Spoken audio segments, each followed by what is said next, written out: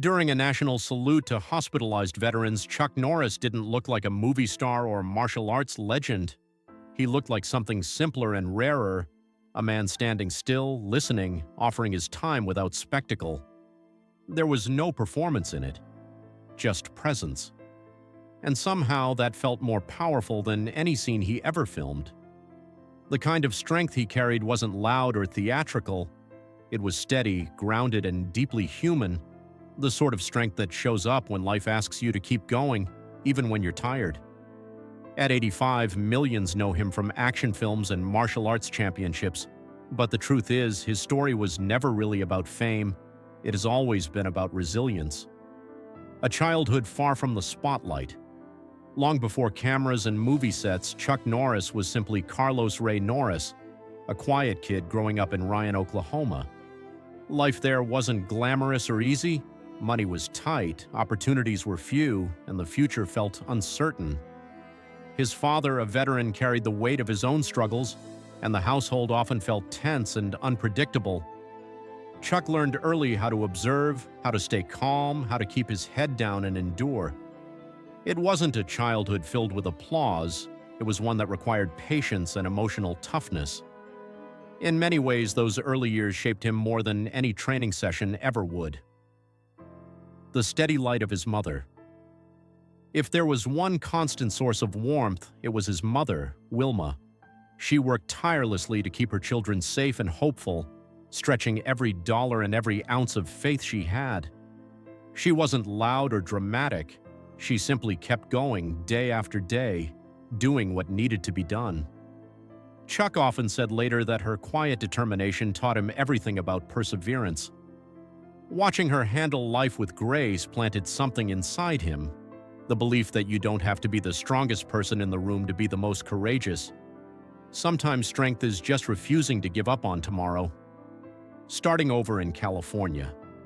When Chuck was a teenager, his family moved to California, searching for a fresh start.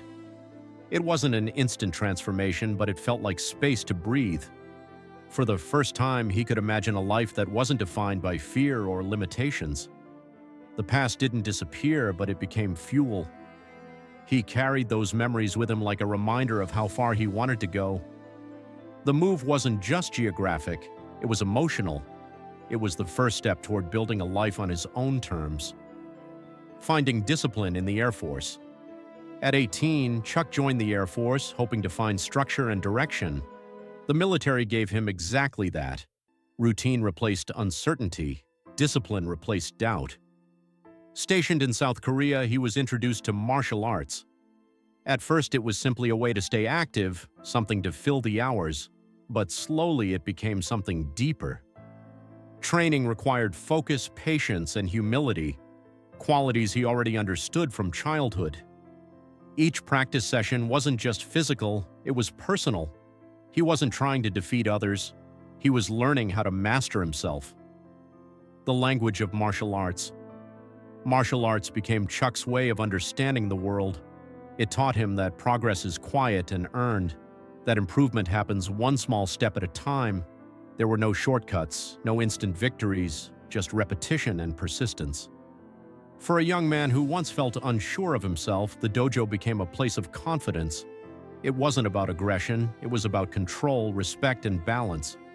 Those lessons stayed with him long after he left the mat. Building something from nothing. After leaving the Air Force in the early 1960s, Chuck returned to California and opened a small karate school. The early days were slow. Sometimes he waited hours for a single student, but he showed up every morning anyway. He cleaned the floors, practiced his forms, and trusted that consistency would matter. Slowly, people noticed. They weren't just drawn to his skill, they respected his character. He taught discipline, kindness, and accountability. His school became more than a business, it became a community. Becoming a champion. Competition followed naturally. Chuck began entering tournaments, testing himself against other skilled fighters. Over time, he rose through the ranks, eventually becoming a professional middleweight karate champion for 6 consecutive years. The titles mattered, but not for the reasons people might think.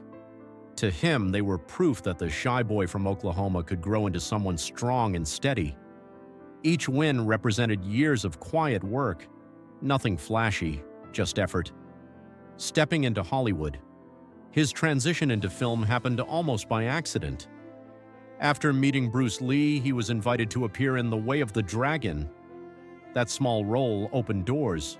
Hollywood wasn't easy. There were plenty of rejections and doubts.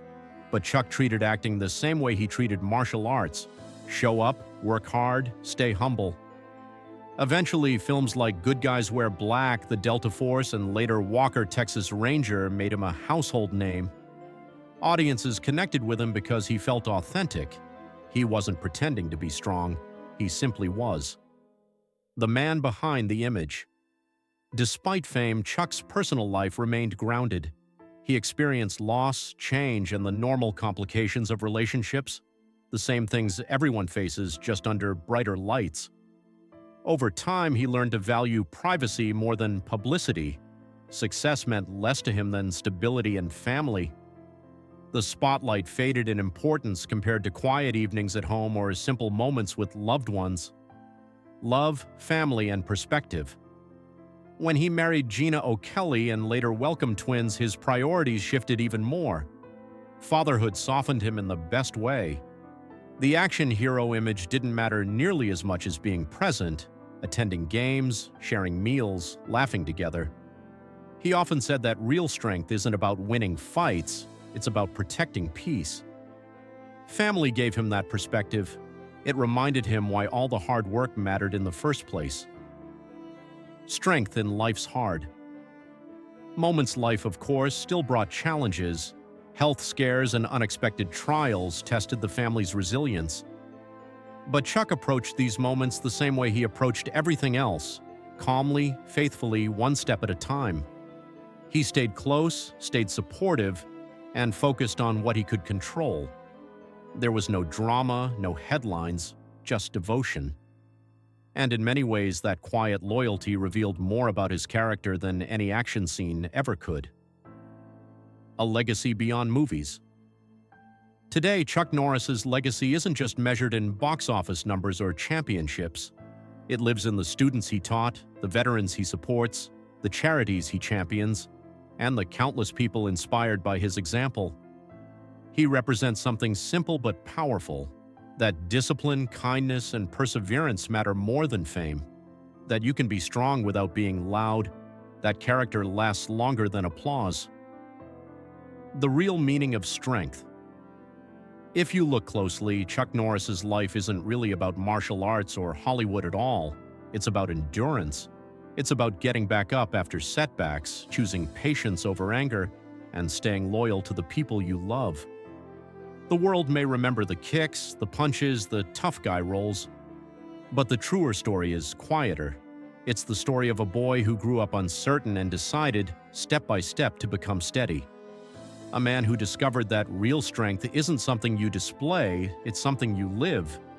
And maybe that's why when he stands beside veterans or walks into a room without fanfare, people feel it immediately. Not fear, not awe, just respect. Because the strongest people rarely have to prove anything at all.